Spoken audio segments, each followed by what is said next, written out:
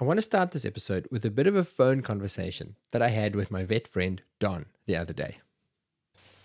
Yeah, I don't know if I told you, but I'm going to start doing TPLOs. Oh, that's great. When did you specialize? No, I'm not a specialist. I'm just a very enthusiastic GP, but I really feel that it would benefit my patients. Sure, I get that. So which course did you do? I know there are a couple of good ones with excellent wet labs. Dude, those are so expensive. There's no ways I can afford that. But I'm naturally just quite a good surgeon, you know?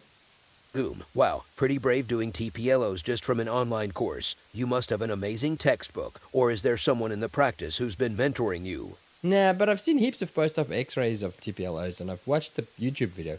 And I really think that with my intelligence and my natural talent and maybe a bit of trial and error, that we can make it work. I think we'll get there. Okay. Anyway, I need to go. Good to chat.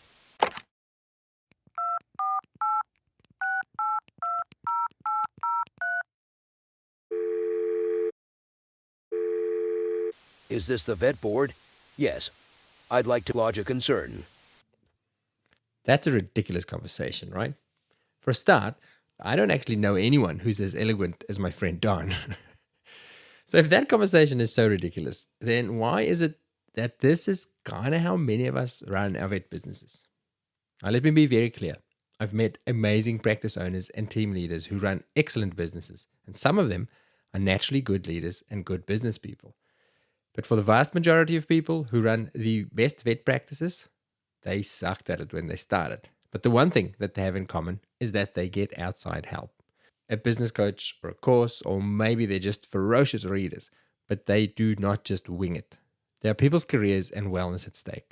And that's not something to take lightly. In fact, here's my advice for young vets and job seekers. If you're considering working at a practice, ask the boss, what's the most recent leadership course that you guys did? Do you have a business coach? Which books most influenced your leadership style? You'll learn a lot about your future employer based on the answers they give. And for the business owners, and I can say this because I was a business owner without a coach, why would you want to do it alone when there are so many good resources out there? This point was brought home to me again after this conversation with veterinary business coach, author, and let's call him fellow seeker and teacher of ways to be happier in this career of ours, Dr. Sam Bowden. Sam shares such practical advice that I have to kind of facepalm myself for not having someone like this in my life when I ran my own practice. In this episode, we talk about what's different in the vet profession in 2023 compared to when we last had Sam on the podcast just over a year ago, including what Sam calls the profitless boom. Sam shares some data with us on what our clients, your clients, value, and some practical ways that we can deliver that in a way that's affordable, but also sustainable both financially and emotionally for the entire team. We dig into how the veterinary job market is different now compared to a year ago, and how it might change again over the next year or two as we discuss the big question, have we become entitled? Which I think is an important conversation to hear for our business owners, but also for our young vets and future vets. In fact, I lined up this interview with practice owners in mind, but Sam and I kicked off the first half of this conversation with some really granular and practical insights for new and recent grad vets, and for those who will employ them. So pass it along to anyone who you think needs to hear this, whether it's your classmate or maybe it's your boss.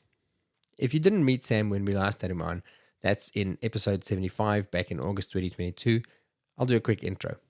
Dr. Sam Bowden spent 15 years as a practicing vet, owning and growing 2 practices during that time. He's devoted the last 12 years of his career helping practice owners increase their happiness, work-life balance, and profitability. He is the founder of United Vets Group, the ultimate veterinary practice, Complete Vet Systems, more vet clients' websites, the Accelerate Mastermind Group, Vet Business Manager Program, the Dental Academy, and also the author of The Abundant Practice. Sam's teaching focuses heavily on mindset, combined with practical strategies to allow practice owners and teams to reach their full potential, including around the things that we mentioned earlier, like happiness, work-life balance, and profitability. And it's exactly the kind of support that I talked about earlier, the kind of support that so many of us think that we don't need. Now, I'm using Sam's Accelerate Mastermind Group as an example of good support here because, well, you're about to listen to Sam, and I know him, and I've heard some great feedback from his clients since having him on the podcast a year ago. Plus, he gives me some money if you do sign up with him and you tell him that you heard about his work from me, which is nice. And also, that's the ad section done for this episode. We do have an affiliate arrangement with Sam. So if you want to have a conversation with him to find out how he can help you with all the stuff we talk about in this episode, then please use the link in the show description to book a chat with him so that he knows that I sent you. In fact, there's a great opportunity coming up soon, very soon in fact, for you to kind of try before you buy to see if the Accelerate Mastermind would be a good fit for you and your team. On the first weekend of February, they are hosting their annual Gala AMG members event, which is historically strictly for members of the current mastermind. But this year, Sam is opening up 5 seats to non-members. The event is all about marketing and finding, serving, and keeping great clients. The kind of clients that make work a pleasure. If you want your bum on one of those 5 seats, we have a link to that in the show description right here where you're listening to this show. But really, I don't mind if it's Sam or Seth Godin or Tony Robbins or Simon Sinek or Brene Brown or any of the other great veterinary-specific management courses out there. Just get some support. Okay, I am done talking. Let's get into it with Dr. Sam Bowden.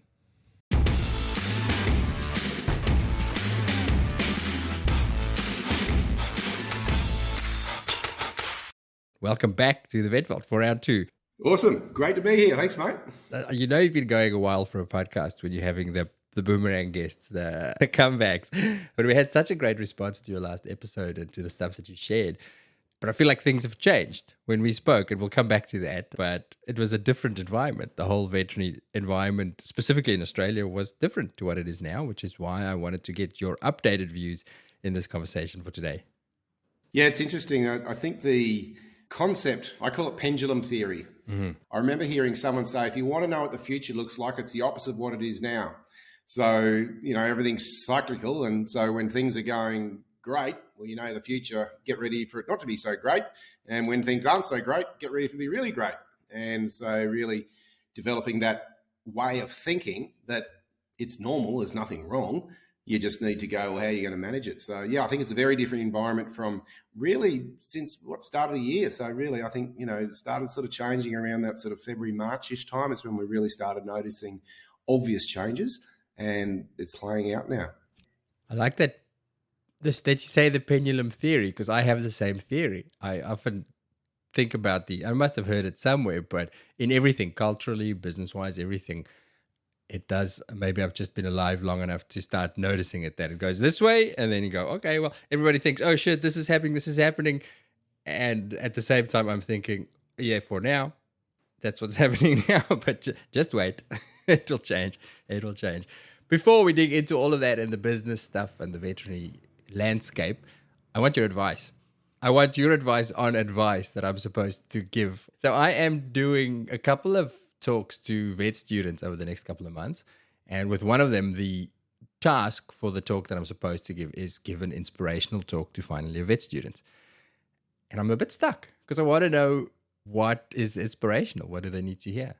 So my first question to you is, Sam, when you were a final year vet student, if you had to have maybe you had something like this, but if you had to have a talk by some middle-aged veterinarian, what would you have needed to hear, or what would you have found inspiring at that time that would have made you pumped to jump into your career?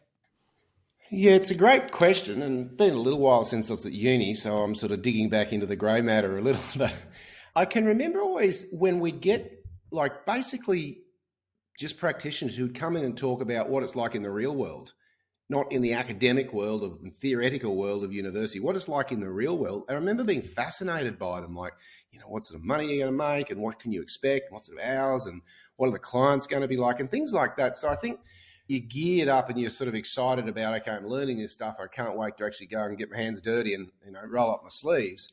But back then, I know there wasn't that much that actually really prepared me for what's actually going to happen in the real world. Here's what it's going to be like for the first 6 months. You're not going to have a clue what you're doing, and that's okay. How do you manage that? How do you talk to clients about that? How do you have the book under the desk? Well, books back then, now it's probably just type online, and know that that's okay. So I think that anything that'll give them support around what's it going to be like in the real world, where, hey, a client mightn't say yes to a recommendation of a CT scan. It might be the best thing to do, but they're not going to say yes sometimes, or quite commonly, if they don't have insurance, they just might be able to afford it. I remember I spoke to the university students at Townsville. And so they said, can you come up and spend an hour? And I said, no. I said, it's a day or nothing because there's no point me talking for an hour. I can't get anywhere. And I spent a day with these guys, and they were years 3 to 5. And essentially what we covered was really a mindset that'll support you when you're in practice. And I had people ring me up years later and went, that was the most useful day because it actually prepared me for what I experienced. What amazed me about this, Hubert, this is the thing that blew me away. Afterwards, they'd put a keg on, right? So you're at uni, have a keg, and I'm like, okay, hey, I'm back at uni having a keg. How cool. So I go down there. Free beer, yay. Yeah. Wood, we'll put it up. And only a few people turned up, and I went, where is everyone? They went, oh, they've gone home to study. Now, this is a Saturday night and midterm, not exams, and they've gone home to study. And I said, well, why? Well, they're really worried about the level of anxiety that they had around, are they going to know their stuff? And I sort of dug in deep and said, what are you really worried about? And they said, we're so anxious that we're going to stuff something up, like an animal, get a case wrong. And then I hear statistics later, and I can't confirm these, it's sort of hearsay, but a huge percentage of students, like at Melbourne University, vet students, coming out on antidepressants before they'd even picked up a scalpel. And when I dug into like, well, what are you worried about? The same thing. I'm worried that I'm going to stuff something up. So what I did with them, they found really useful, was give them reality that, hey, it's not if you stuff something up, it is guaranteed that you're going to stuff up way more frequently, 10 times worse than you can possibly imagine. And that's okay. And I think what they needed a bit is in the real world, things just, as you know, they don't work out some days, stuff just happens. So we spent a bit of time giving them what we call the feedback loop, which is how humans kind of evolve. That if something goes wrong, number one, it's not, and we've talked about this last time, it's not a failure if something goes wrong. It's just feedback. It's how you learn. It's like, I did this and that didn't work. So when you see that I didn't fail because something went west, it was just some learning. And the second piece of it is I'm after progression, not perfection. And what I observe with these students, they're all coming out going, I want to be a perfect vet and get it all right. And that's just not going to happen. And just giving them permission to know it's okay that that's normal and you are going to do it. So stop worrying about if you're going to do it. You are. Let's give you some ways of actually dealing with it when it does happen, that you don't beat yourself up and you're so nervous about the vet surgeons board and start getting so anxious that next thing they're just not enjoying their profession. So feedback, not failure, progression, not perfection. And then the feedback loop, which is, you sort of imagine, a cycle. Number one, you come up with a plan. And this is how humans learn doing anything. I've got a plan, so I'm going to do this surgery. So you do your plan, you map it out, read up with whatever you need to do it, talk to someone else. Great. Number two, we execute. And we roll it out. How did it go? So step number 3 in the cycle is we need to analyze. Did it work? Did it not work? How could we improve it? With the mindset of I'm after progression, not perfection. And then the last thing is learn from it. So if something didn't work, just learn, and we go back and tweak our plan or tweak how we're going to do the surgery. So when they understand this feedback loop, and you know that upon execution, we're telling you you're going to stuff things up, that's okay. The last piece is, do your best, but also play above the line of responsibility. So assume accountability. If something goes wrong, don't blame your nurse. Don't blame other people around. You just go, okay, I created it. It's not a bad thing. How do I tweak and evolve this? Because the best people have made the most amount of mistakes. That's why they're so good. They've been in the game long enough to know what didn't work. And every vet, we sat down once and called vets when vets go bad, and everyone had to share their worst vet story. It was unbelievably funny. Like just the things that went wrong, you just couldn't dream of it. So I think giving them that permission, it kind of allows them to go, it's okay. The vet surgeons board, it's not if you go to the vet surgeons board, it's when you go to the vet surgeons board. It has nothing to do whether you're a bad vet. 9.5 times out of 10. Sure, there's a few kind of crazies out there that vet surgeons board keeps a certain standard, but most of it's because you've got a client who's aggrieved because of a communication or expectation they had, and the next thing the person feels like they're being investigated and they're going to lose their license and all the rest, which is just couldn't be further from the truth. So if you just go, every single good vet I know has had a vet surgeons board complaint against them, and it has nothing to do with whether you're a good or bad vet. It's the public's kind of lever to be able to, stop vets performing bad medicine. So, don't know, mate. They're the sort of things, not so much inspirational, but actually giving them something practical, and they go, "Oh, I feel a bit safer." It's interesting because you're talking exactly along the lines that I've been thinking. I think it's about expectations.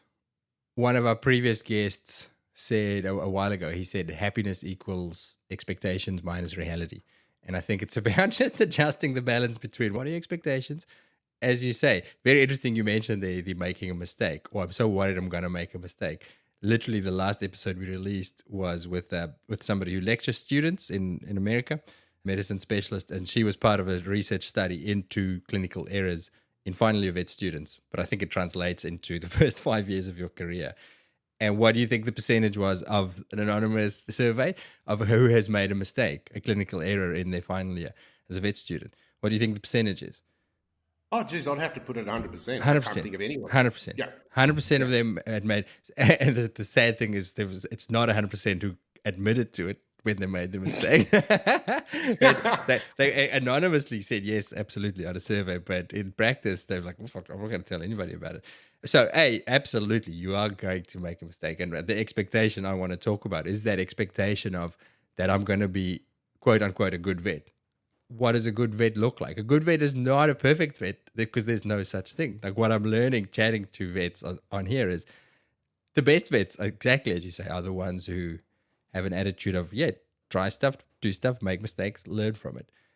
There's no such thing as a perfect vet. And if your expectation is that you're going to walk out of vet school and be a really good vet, you're going to suck. Realistically, the stuff you're going to try, you're going to suck at it.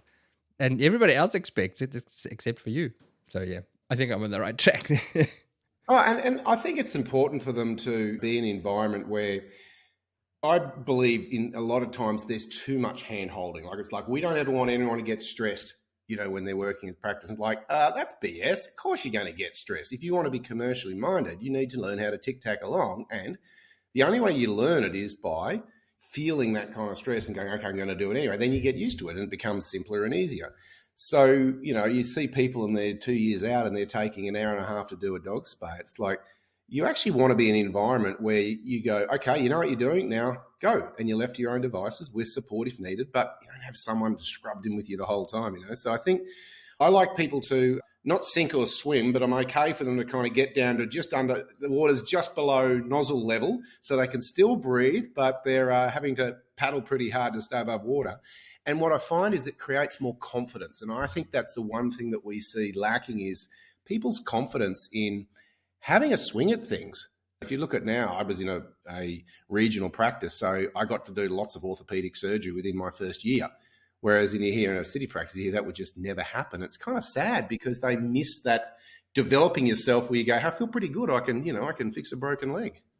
Yeah, it's such a fine balance. I think about this a lot because I agree if you're never under stress, let's call it tension. Stress has got negative constant. If there's never a tension between I'm here and this is where I want to be, and between point A and B, there is a tension. And I will feel it.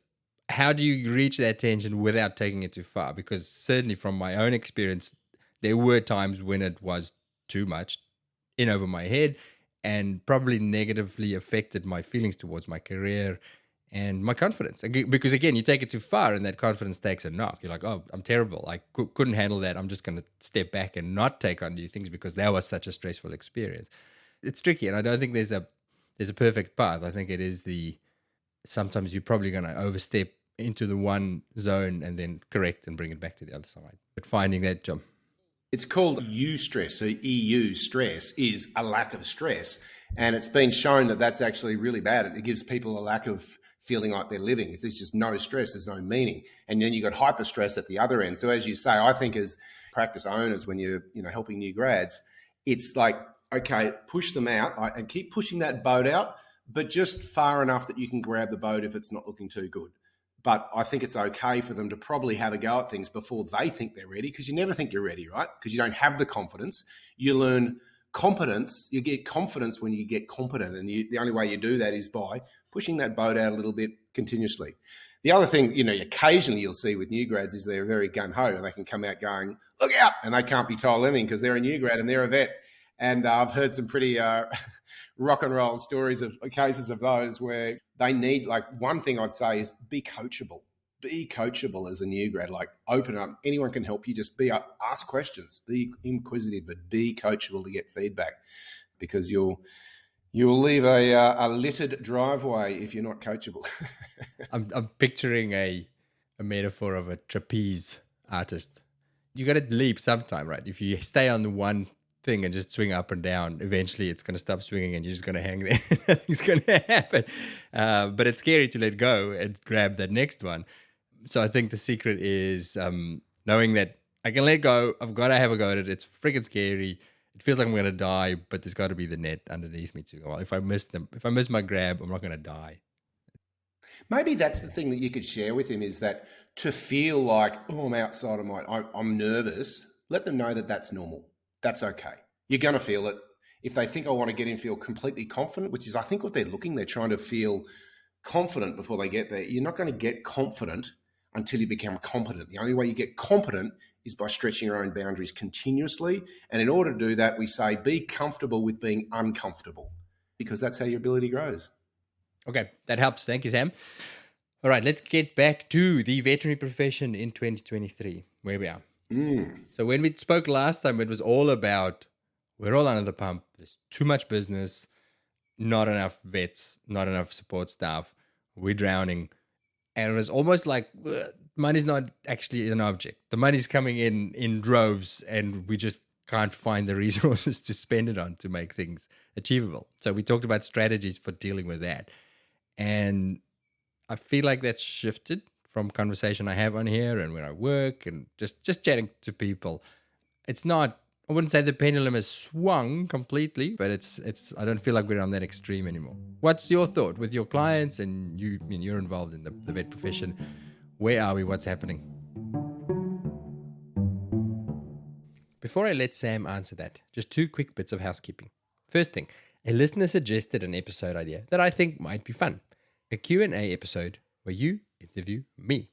So if you've listened to me interrogating my guests and you've ever thought, well, I have a few questions for you smartass, or maybe you're curious about the process of making the podcast, or you just want to disagree with me, then send me your questions and I'll answer them right here on the podcast, which will be the edited version.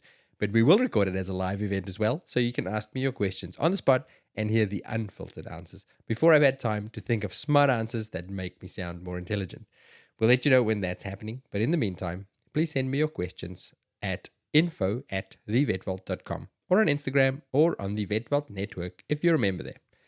In fact, leave us a video message on the network. That'll be much more fun. Which leads me to the second bit of admin, our specialist support space on the VetVault network.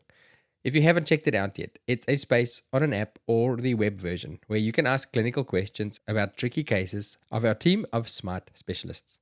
We have a bunch of people using it regularly already to help them deliver better patient care and save themselves hours of reading or Googling or asking questions on vet chat groups where really it's kind of the blind leading the blind. We recently added dermatology nerd Dr. Alex Moore to the list of people who you can ping for same-day answers, usually within less than an hour during Australian work hours. She joins our medicine and emergency and critical care specialists. We've put a link to this space in the show description. Go and give it a try. Okay, back to Sam and his thoughts on whether the pendulum is swinging away from too many clients, not enough vets. Yeah, well, I agree, mate. I don't think the pendulum's gone the other way, but it's definitely moving in that direction. One of the things that there's been a dashboard developed that is unbelievable for running a vet practice. It just makes running a vet practice so easy because it takes the data from any software system and puts it into categories and figures that's very intuitive to understand what's going on in the business and then what should I do as a result of it. So obviously when we're coaching businesses, every business we do, we actually pay for them to get the dashboard. It's not ours, someone else's dashboard. A company called Your Pet PA does it. And so what's cool is I get to see, it's not opinion, I get to see direct data. And across, at the moment, I think we're up to we've only really started putting them on in the last few months, but it's about 60 odd dashboards that we'll take a look at. And I can see everything going on in every practice, including all the financials. Here's some interesting things. Where you said, there's plenty of money coming in, what's actually happened is sometimes they call it the profitless boom. And what's happened is wages have gone up as a percentage generally across the board. And normally you look at wages should sit at about 38% without paying payroll tax, but 38% is your wage plus super. It's kind of the sweet spot where we go, yep, if you do that, you're probably going to be running your 20 to 30% net profit practice. They're kind of a basic parameter. That's including paying your business owner. So it's anyone that's generating revenue, running the business, 38% should be your cost of your wages of your total turnover. So what's happening? We're seeing a lot of businesses running at high 40s, low 50s. And if you're a 48, 55, you can't cut profit. It's just too high. And it's kind of like everyone's going, well, what's happening? Why are we making all this more money coming in, but we're not more profitable? Why? Because your expenses have gone up significantly, and wages being the big one, which is obviously supply and demand. Now, on top of that, what we're seeing is since about March, April, invoice numbers starting to drop back a little bit. So we get to see how many invoices done per practice and how many invoices generated per vet. These are declining, not significantly. And let's be honest, when they go, oh, we're heading for a recession, well, vets are a great profession to be in because it's pretty much, it's considered recession proof, which is why your Woolworths and things like that want to get in there, because people's discretionary spend, they'll stop going on the holiday, but they'll still take care of their pets. So it's a pretty safe industry. So I hear people going, it's doom and gloom in the vet space. And I think that's hyper charging the situation. I don't think that's the case. I think what we're seeing is as invoice numbers come down, the number of people going, I want another vet, decreases. I was talking at the AVA business group, doing roundtables and chatting to people there, and we're saying, how are you for vets? And most of them were going, no, we're good for vets. We're good for vets. What was interesting is we haven't got good nurses. So we're just seeing the pendulum come back in. I can't find a vet. That's kind of tending to come back. Now you're hearing stories of people going, oh my gosh, I had a vet just ring me up and see if I could get a job, which, a year and a half ago was a unicorn story. So we're sort of seeing this swing change. Interesting statistic where retail is decreasing in practices. So because I can get all this data and have a look very specifically, on average, food as a percentage of revenue, how much food practices are selling, it's decreased from 2017 to now. It has decreased by 36%. Preventatives as a percentage, revenue has decreased by 31%, and pharma, so drugs, is down by 8.5%, which means those three combined has decreased by 19%. So nearly 1/5 of your turnover that you used to sell in retail has gone. Now, if we look at the trending graphs, it's a downward trend. So we just go, well, you can arm wrestle this and have an opinion, but it's pointless because this is what the data. If you then correlate that with companies that actually measure e-commerce sites and they measure consumer behavior online, and you're asking things like, what percentage of things do you buy online now as opposed to 4 years ago? It's extraordinary. It's like almost doubled and tripled. It's tripled the amount of people that actually say, I actually buy everything online now. So there's this shift happening. So this will mean that in vet practices, you can expect to see a decrease in retail. So those practices that are propping up their fees by selling product and hoping on bags of dog food and things like that, and it's a declining game. So these are sort of what we're actually seeing, the actual data saying, okay, this is what's happening. I have a saying that is not mine. It came from one of my original mentors. And he said, when everything starts going a bit pear-shaped, there's the economy, and that's what people are doing, consumer spending, and then there's your economy. And that's what goes on inside your head. So my economy is, and I've developed this in the last 15 years since first hearing it, is he said, what you want to learn is how do I thrive regardless of the economic climate?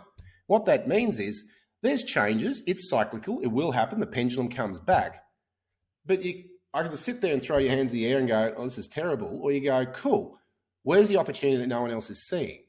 And that's where you can do incredibly well in these periods, because when things start getting a bit darkish and a bit gloomy, everyone tends to get frozen. They become paralyzed with fear. And this is where the opportunities actually occur from. So there's very specific strategies that are using. So I'll give you one for an example.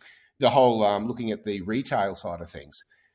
If you look at the actual number of clients that buy their retail products from you, food is around about 3 to 4%. Preventatives is about 7%, which means 97% of your clients are getting their food elsewhere. So as a vet practice, you're getting nothing of that. No clip of the ticket, zero. But what's the thing that every person wants? The vet recommendation. So there's a company called Your Pet PA, and what they do is you can send emails to your clients, say, hey guys, I know that we can't get these flea treatments and food. We just can't compete with online. And everyone knows that. They'll buy one packet from you and then go to either a pet store and probably online. So if you actually, and people are feeling the pinch financially. So if you communicate with them and say, hey, I've found a way to drive your dollar further looking after your pet. And what it does is click here's a link, and it's a unique link to your practice.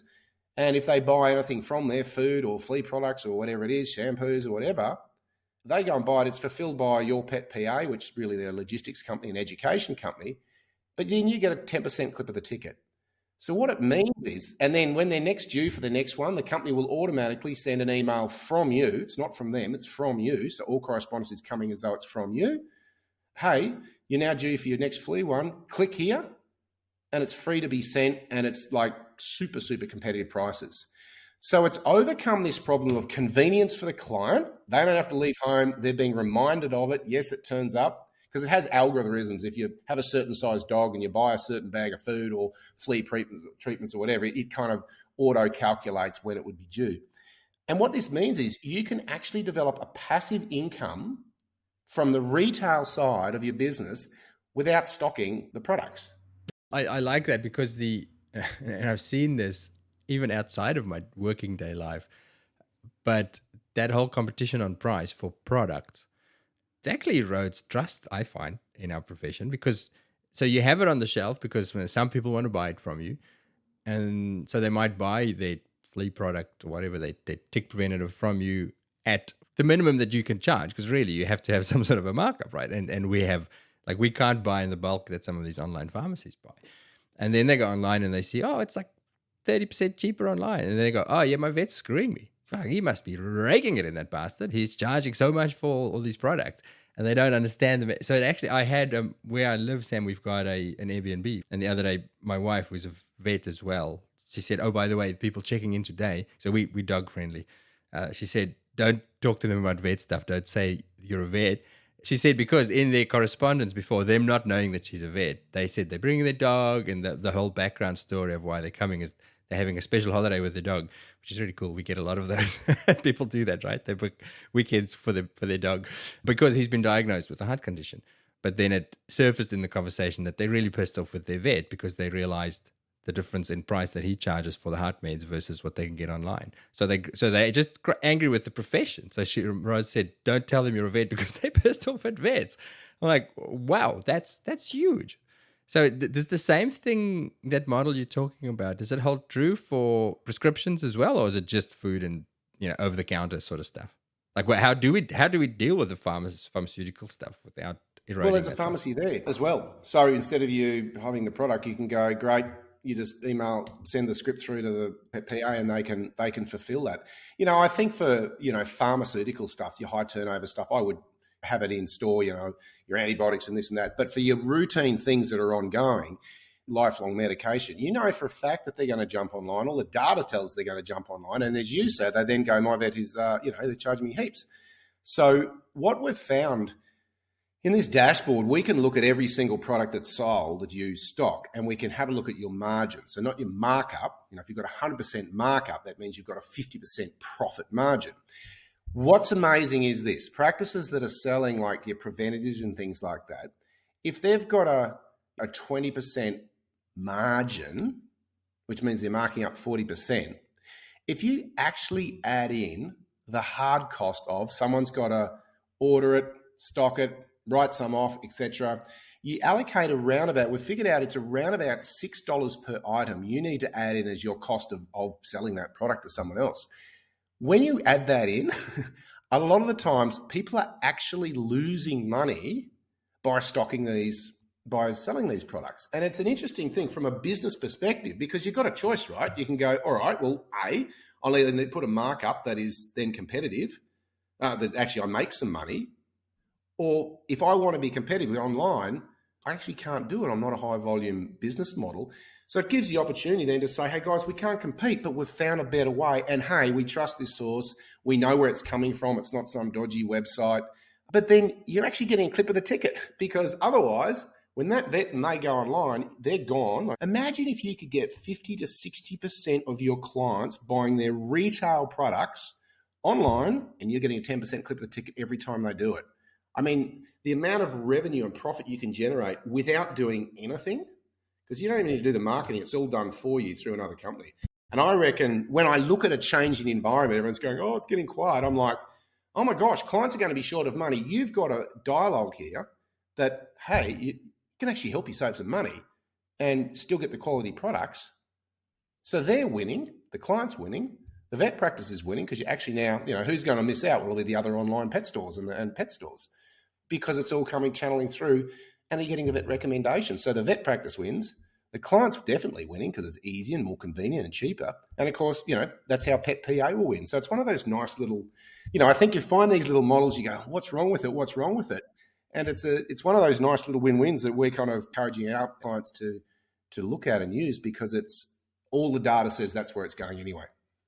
That's a very nifty strategy. Does it still leave us with a shortfall? Because I wanted to unpack the stuff you talked about before, that first of all, the big increase in wages, which again, as a no longer a practice owner and an employed vet, I go, great. Yeah. When we talked about students before, one of the things that discouraged me greatly as a student was knowing about how shit the wages were. So I think it's a really good thing that that's come up, and hopefully, I don't know, you tell me, is it going to stay up or is it going to correct again? Because I have heard about these companies emailing out all their locums saying, guess what, our locum rates are dropping. If you still want locum for us, tough shit, it's coming down, which I don't know how that's going to go for them. Good luck finding locums unless everybody does it. But our wage is going to stay high, and everything else will have to readjust to reestablish that profit margin. Or at some point, is that supply demand going to say, well, I have vets calling me looking for jobs, so I'm going to drop my rates? Yeah, good question. And it's a crystal ball. No one has it. No one knows. But if you think about taking first principles, what are humans really good at doing? Adapting, right? That's what we do incredibly well. That's why we're the alpha species on the planet, and we evolve. So all that happens if you go, right, now wages are high, well, there's going to be a period of perturbation. It's uncomfortable. So the vets, practice of making no money. And then what's going to happen?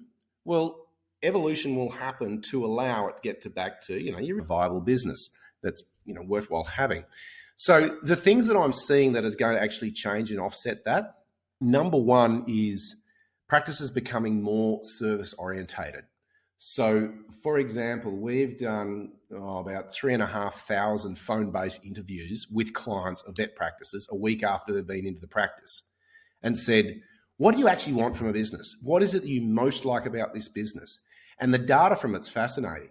Do you know that 51% of people, if they gave a 10 out of 10 score, so they went to a vet practice and we said, what do you think? And they said it was a 10 out of 10. And we said, what is the thing that you most appreciate about this business? As in, we're trying to understand what's the driver, what's the appreciation driver that got you to give that score, and tick in your mind, this is a good experience. Number one, they were friendly and easy to deal with.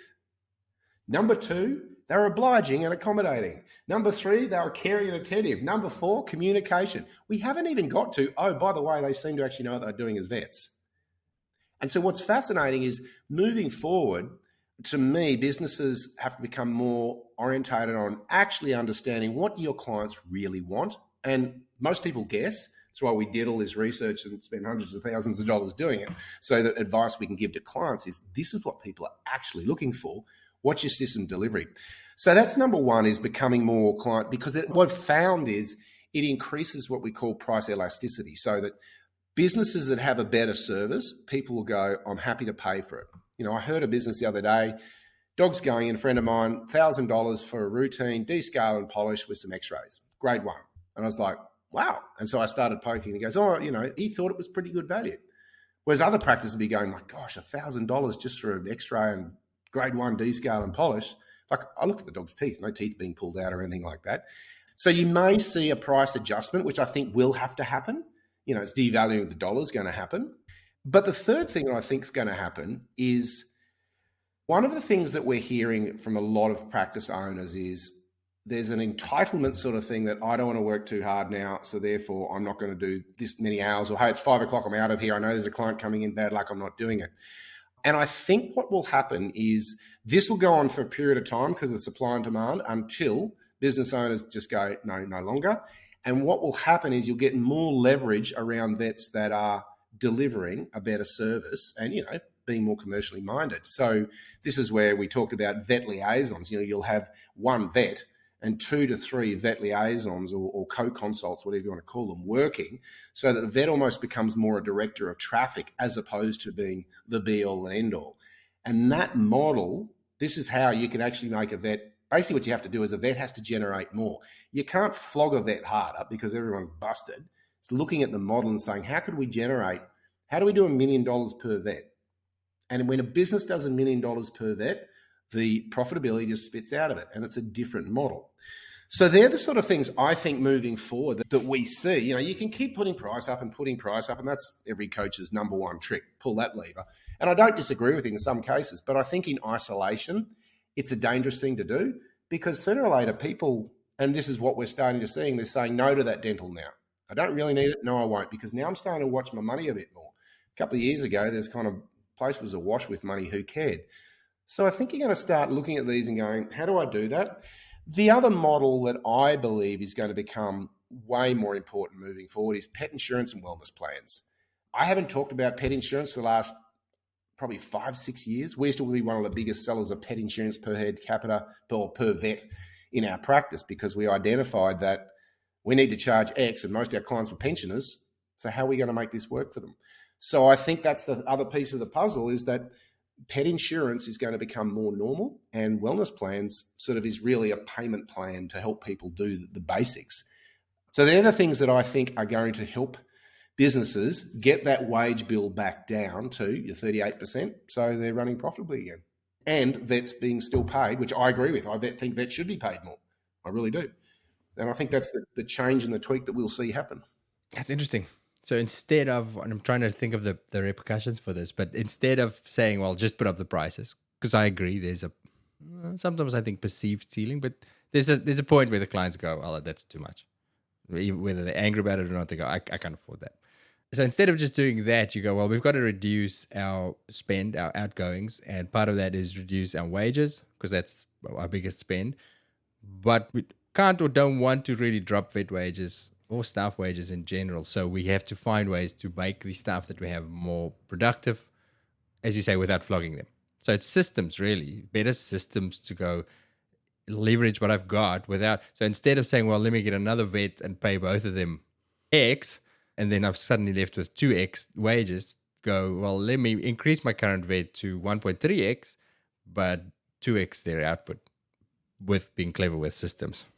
The thing is, the mechanics, the financial mechanics don't work. I'll just put another, if I'm running at 5% profit, I'm really busy now, I'll put another vet on. Your mechanics just don't work financially. So you have to think about, a vet's the most expensive part of the system, right? So they're so valuable. They're also the kink in the hose pipe.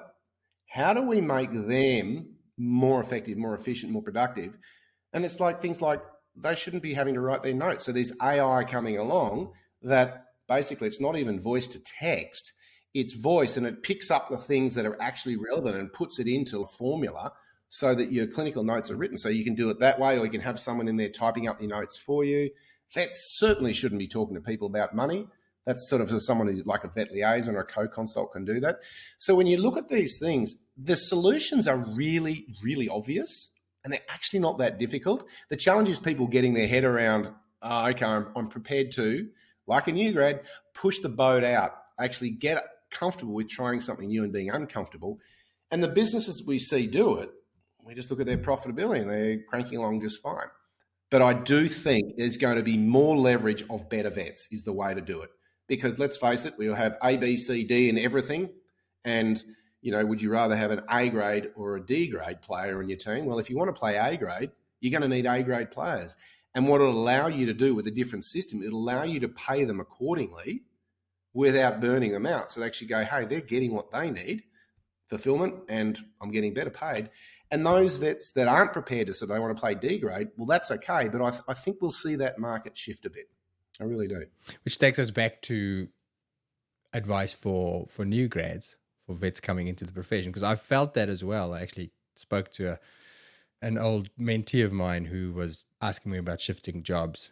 And exactly because of this, I said to her, be proactive and go out and have an offering. Make sure you have a good offering for your new boss, because I think the days of vets saying, I'm a vet, I have a vet degree, you're going to pay me this and I'm going to work this much and I won't do this and I will do this, those days are going to be over.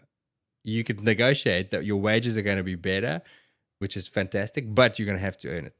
You're going to have to be the vet that they need, not just show up with a vet degree. Let's look at it from this angle. Imagine you own a business. Well, you've owned a business, so you know it's like, I'm coming along, I'm a vet going to work, and I'm going, hey, listen, Hubert, what about if I can increase your turnover by X, Y, Z, or increase your profitability? If I do that and I take that initiative, can I have a slice of the pie? Now, as a business owner, you've got nothing to lose. You're like, of course, this would be brilliant. That's literally what I did. That's how my business ran. That I went to the owner of the business where I was and said, I have this plan, but I want a slice of the pie. And that's suddenly my career changed, because and I've been saying that for ages. Don't go there hat in hand saying, I want more. Here I am. Go there and say, I want more. Here's how we're going to do it. What do you think? Let's work together on this. I had someone from New Zealand call me up a couple of days ago and they said, I'm just noticing with the sort of a younger generation, they sort of come out and it's as though, oh no, it's 5 o'clock, I'm out of here. And I know we're all, I don't disagree with that, but I think that we've come from it's like, your crap salary and you work your guts out and, which we're just dumber. Yeah. So I think they're smarter than us, but I think they have to think as a business owner and think, how do I get what I want as the employee? How can I give the business what it needs? And I think if they're thinking in a two-way street, I think that's a really healthy thing. So I just believe that an entitlement sort of sense of you, which gets used and thrown around a bit flippantly, I think, because it's just different. It's different perspectives of what they think the working life should be like. But it's a commercial reality that you have to produce X, Y, Z to be paid X. That's just the financial mechanics. So I think if they can be thinking about I imagine them coming and going, I'm going to be the one that's responsible for developing the whole vet liaison model in the practice, as opposed to being the vet going, no one's writing my notes. It's chalk and cheese, and you're looking to say, well, it's not about what I want, it's about what does the business need, and if I will then deliver that, my value as an employee goes up significantly. So I'd be encouraging you to start thinking from a business point of view rather than an employee or a technical point of view. It's a big ask, though, because we're certainly not trained for that. Most of us, and I will put my hand up as being like that, we like the clinical stuff. I want to be a fantastic clinical vet. I want to know what I'm doing. I want to do better surgeries. I want to have all the medical knowledge. I mean, I sell medical knowledge for a living. And to some degree, I want to go, well, the business stuff is your problem. There's a reason I don't run a vet practice, because it's hard work and it's complicated. I want you to pay my wage, and I want to do really good clinical work. And beyond that, it's your problem. I get that. I feel that, but I know it's not practical. You have to. I don't know. How do you get better at it? Let's say I'm a young vet or even an older vet, and I go, well, yeah, I got to get better at this stuff. How do you do it? This is where I talked about be curious, be open-minded, be coachable. So I'll give you an example. When I opened my practice, I went to the most successful practices that weren't in my direct competitive area, and I said, can I buy you lunch? Can you tell me what I need to do to run a successful practice? And they just sat down and told me. So if you go and find some successful practices and they're doing well, and go and ask the business owner, hey, can you tell me give me some points on how you can do things more efficiently, more effectively, better service, all those things, you'll generally find successful people love to tell someone else how they can do it. I know. So it's never hard to get guests for the podcast, Sam. Yeah. So I just think, I heard a friend of mine the other day, he said, we've got this amazing vet, we're paying her a bucket load, but she came in and said, I'll generate X amount, this is what I want to be paid. And he went, well, if you generate X amount, I'll be happy to pay it. And he said, I'm paying her well and truly top dollar. But he goes, it's worth it every cent of the day. She's loading stuff and booking stuff in and just sending it out the back. So all she's doing is she's being a really good technical vet. So treat what's in front of you. Gus Braniff from Eltham Vet Practice once told me that. I love that line. Just treat what's in front of you and you're an incredible vet. Most people are going, oh, no, we're too busy. We've got 3 procedures booked in. We couldn't possibly. She's sending stuff out the back like as a vending machine, just loading the system. So I don't think they need to know how to run a business, but I think if they think in a commercial viewpoint, and it's that balance between technical and commercial, and I think that's a really, as a new grad, I think if you develop that, you can become way more valuable in the marketplace. Completely random question, and you might not know at all. I don't know. Are you involved purely in Australia and New Zealand? Do you have a finger on the pulse elsewhere as well? And I'll tell you why I'm asking. I've just come back from spending a bit of time in the US. Went to IVEX, to the vet conference there, and chatted to amazing people and business owners, and also traveled the country a little bit and looked around. And of course, I'm a vet, so I see people with animals. You can't help but notice it. And I do feel like it's like some of the stuff we're discussing here, like the economic downturn and the decreased spending and things like that, doesn't seem that relevant, specifically in the US. I don't know what's happening in the UK. I chatted to business owners who say, nope, as busy as ever, same problem, same challenges, too many clients, not enough staff, vets and tech. Do you know what's happening? If you don't, then that's fine. But I'm just curious to know what the patterns are between the different continents for our international listeners. Not in current market as such, no, I couldn't comment on that. The thing I always observe is, what I do observe, like vet seems to be a very small industry the world over, because pretty much when there's one problem in a country, it's the same problem in all the countries. And what I look at in terms of process and systems, going, well, if it works here, does it work there? And so I've tested a few things in different countries and the result's the same. So it just made it be, as you say, a less economic sort of hit because those interest rates, they're not feeling that pinch as much. Yet. All right. Is there anything else we're missing out on? Stuff, anything that you're excited about at the moment, or sharing to your clients, or anything else we want to talk about? Yeah. I think the main thing is stop listening to everybody and watching the news, because it is not going to help your business. What the economy does, and you've got, I'm sorry to say it, not a lot of say on it. Your economy, you do. So in our practice, I'll give people a little tip. In 2008, the whole GFC, global financial crisis, you were forbidden in our practice to talk around things being bad. We just went, no, our economy is we do great no matter what. And so we weren't going, oh, God, things are bad. Because when you start talking about that, it has that kind of compressive, withdrawing sort of weight on you. And A, it's not good for your mindset. B, it certainly will stop you how you recommend things and that. So we actually forbid talking about times being tough. And as a result, we just didn't really notice them. And if you think about it, I heard someone talking about the senior members of society who have, they've kind of tapped out and they've got, as interest rates go up, if they don't have a mortgage, how stoked are they? They're making more money. And so there's just this balance. It only affects those people who are paying rent and have a mortgage, which I know is a chunk of people. But I'd go, oh, seniors, okay. How can I think differently to go, well, they're actually doing better? I'm not saying instead of a seniors discount, you give a seniors 20% extra levy. Charge. Yeah. We can't call it a senior levy, call it the boomer levy. Boomer tax. I just think if you just say, how do I thrive in this environment? And, they always say, if you want a better result, ask a better question. Rather than going, oh, are you down? Are you down? It'll change. It'll be cyclically. I'd go, how can you run your business leaner, more efficiently, more effectively, and protect your team? And there's just ways of doing that. Some of the little things we've talked about, do you have a vet liaison in there talking to every single client around pet insurance or wellness plans? You do that for 2 years and you suddenly got 30% of your clients insured. It's a very, very different ballgame. Your whole psychology shifts in your business, because then you just charge what you need to charge.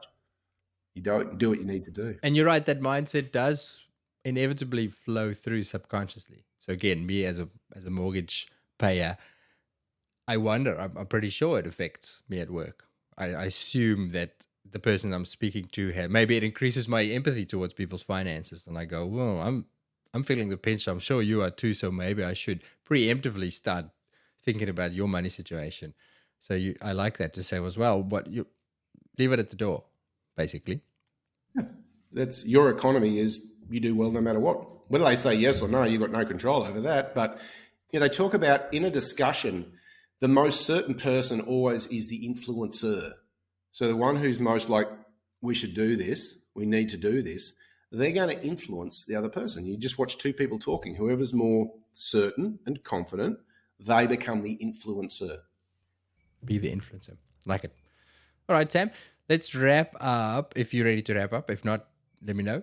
But otherwise, I have the new question that I've instituted about 6 months ago, which I really like, where I have a previous guest ask a question for my current guest, and then you have to give me a question for my next guest.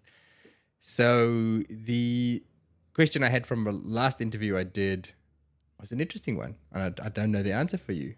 The person I interviewed was an Instagram or social media veterinary personality with massive audience, and has a lot of impact through it, actually. Really, really positive stuff. And they wanted to know, my current guest, do they have a social media account? Yes or no? And then do you think it is important for vets to have one? So I don't. I have an interesting view on this.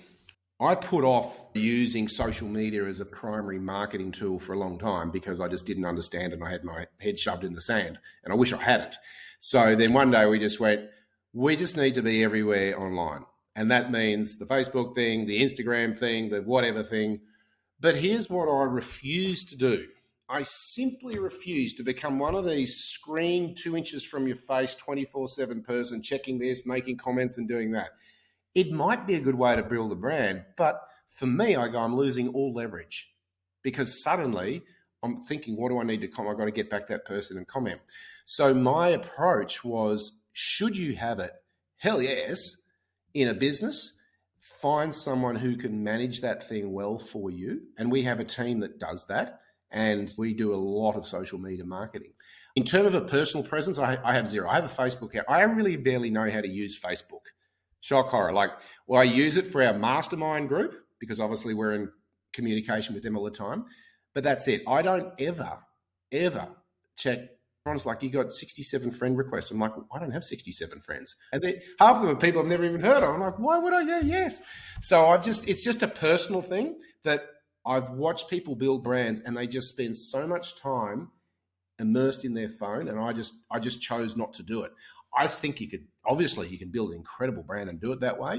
It's just not my choice to build. That's not how I'd want to build a brand. I want to build a brand that is a bit more leveraged so I can have a life outside of it and, go on holidays and, I get it. So do you think that it is potentially valuable as a veterinarian for a vet to have? Absolutely. Yeah. What's interesting is I've seen, you see individual vets, and if they develop a following online, they become very valuable because what happens? Well, they go from one job to another and guess what? One comment and voom. So, when we're coaching business owners, we're like, you don't want to develop the identity that people are coming to see the vet. They're coming to see your business, which is why we like the whole vet liaison model. They're coming to this whole support team. It's not based around an individual's personality, because if that individual knows what they're doing on social media, and I have literally watched 30% of a database leave a practice when one vet left and they put 2 comments online. That was it. Over 6 months, they lost 30% of their database. So it's a real thing. And so I think it depends on what position you're sitting in. Like if I was employed, I would probably be developing a following because it also means I can come to the table and go, hey, it's like lawyers, I'm bringing business to the table. This is what it's worth. So it depends on where you're sitting in the whole scheme of things. Facebook itself for your business, I think there's 2 things. There's one, having a Facebook there, I think it's important. What you put on it is actually important. So you want to actually have a strategy around that. And that's just where myself personally, I'd go, I don't want to spend my life thinking about that because it's a strategy, but are there better strategies? I think a lot of people get so stuck on social media and the rest of their business is a bin fire. So I'm like, well, let's sort out all the other elements because internal marketing, it's 16 times easier to get a current client to come back to you as opposed to a new client. So I just think that the client experience and the social media should really fit in with that, developing a certain brand. I'm a big fan of using videos. So, if I was doing it as a business owner, I'd get used to, twice a month or maybe once a week or something, shooting a little video. Hey guys, just saying, letting you know what's going on. So then they're feeling connected to you as the business owner. Takes 2 seconds, takes you a little bit to get used to it. People feel very confronting putting a video up. Unbelievably powerful though, and very simple strategy that how long does it take to shoot a video? 5 minutes. or 2 minutes. Got this new product. This is what it does. This is who it's for. Give us a shout out if you want one. It's just creating that community. It's interesting your comments about your attitude towards social media, but going, I don't want to get sucked into that. And I forget where I read this. I feel like it's Indistractable, book Indistractable. It's one of those books on productivity, a very popular book, where the premise behind the book is eliminate everything, focus on the important thing and eliminate everything else quite ruthlessly. And they do talk about social media, and the counter argument is, I need social media for work, whatever. For me, you and me, I feel like I have to be on there as a marketing strategy, or it could be for your personal brand or other reasons. There's very valid reasons to be on it, connecting with people that I haven't seen in a while, all those sort of things. But he says be very, very clear on what benefit are you getting versus the cost, and the cost being your time and attention and emotional energy. And make sure that that benefit outweighs that cost, because the cost is not insignificant. It doesn't cost you any dollars unless you're paying for social media marketing. But understand that, like, there's somebody else who, I think it's Seth Godin, who always talks about social media. He says, understand with social media, you are not the customer, you are the product. And considering that, and I often think about it, I often go, should I stop doing it? Because there is a cost to it. It's a drain on attention. I think the other thing that I've always felt with a business is, how do you make a business that it's not about you it's about the product, which is the practice, not you, the business owner identity. So you're kind of drawing a bit of fine line there, because when you go and sell a practice, if you're the identity and you're gone and you're very public, it's kind of like if Tony Robbins said, right, I'm going to sell my business to someone else. He can't. Who's going to buy it? It's Tony Robbins. Everyone goes, it's not Tony Robbins, and I'm not doing it, because it's such a strong brand. So I think having clarity around what are you trying to do. Like, for me, my thing has always been, how do I get the outcome without doing the work?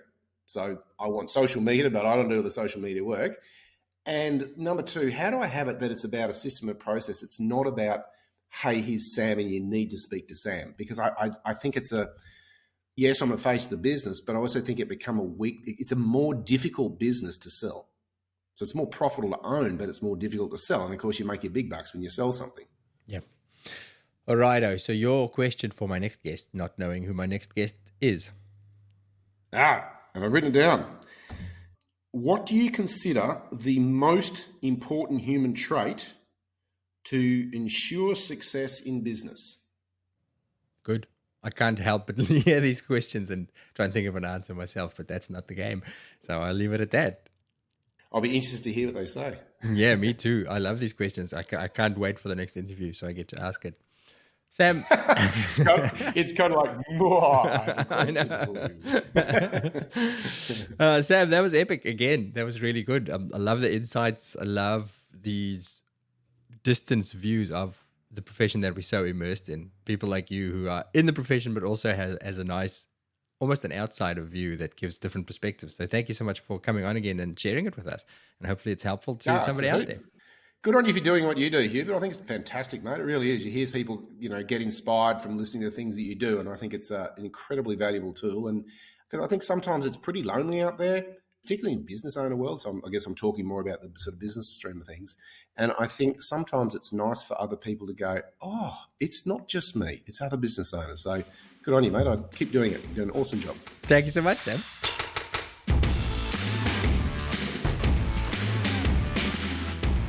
Before you disappear, I wanted to tell you about our new weekly newsletter. I speak to so many interesting people and learn so many new things while making the podcast. So I thought I'd create a little summary each week of the stuff that stood out for me. We call it the Vet Vault 321, and it consists of, firstly, 3 clinical pearls. These are 3 things that I've taken away from the clinical podcast episodes.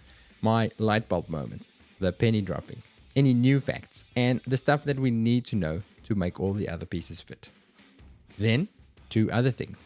These could be quotes, links, movies, books, a podcast highlight, anything that I've come across outside of clinical vetting that I think you might find interesting. And then, 1 thing to think about. I'll share something that I'm pondering, usually based on something that I've read or heard, but sometimes it'll be just my own musings or rants. The goal of this format is that you can spend just 2 to 3 minutes on the clinical stuff and move right along if that's all that you're after. But if you're looking for content that is more nourishing than cat videos or doom scrolling, then our 2 other things should send you in the right direction. And then Something extra for when you feel like a slightly longer read. If you'd like to get these in your inbox each week, then subscribe by following the newsletter link in the show description wherever you're listening to this. It's free, I think it's useful, it's fun, and it's easy to unsubscribe if it's not for you. Okay, I'll see you next time.